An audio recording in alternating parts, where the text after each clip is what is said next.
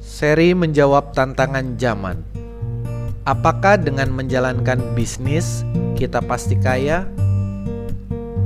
Jika hanya melalui bisnis orang bisa menjadi kaya, maka semua orang akan menjalankan bisnis. Tentunya banyak cara untuk menjadi orang kaya. Mari kita samakan persepsi terlebih dahulu. Berdasarkan sebuah survei di negara maju, sebut saja jika kita memiliki uang atau aset 1 juta dolar, kita dapat disebut sebagai orang kaya. Atau seseorang yang memiliki penghasilan per bulan 100.000 US dollar akan masuk dalam kategori sebagai orang kaya. Banyak cara untuk mencapai hal itu. Seseorang bisa menjadi kaya dengan cara selain menjalankan bisnis.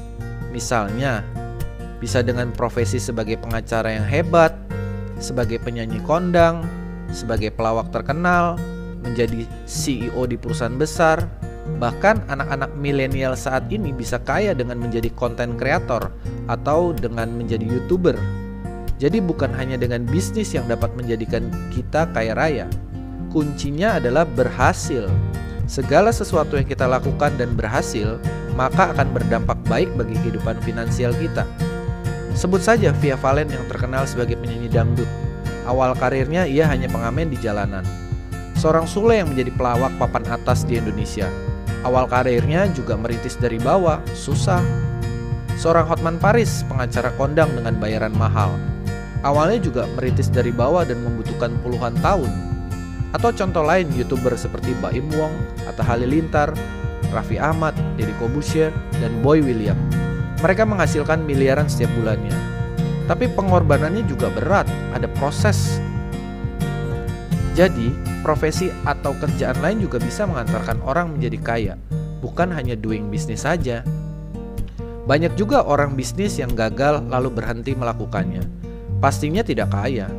Bahkan ada yang bisnis sudah puluhan tahun tidak kaya-kaya juga. Bukannya bisnis yang membuat seseorang menjadi kaya, tapi orang di balik bisnis itu yang membuatnya kaya.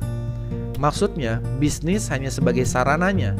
Di balik itu ada orang hebat yang membuat bisnisnya berhasil. Orang sukses adalah orang yang memenuhi keinginan banyak orang dengan standar yang baik.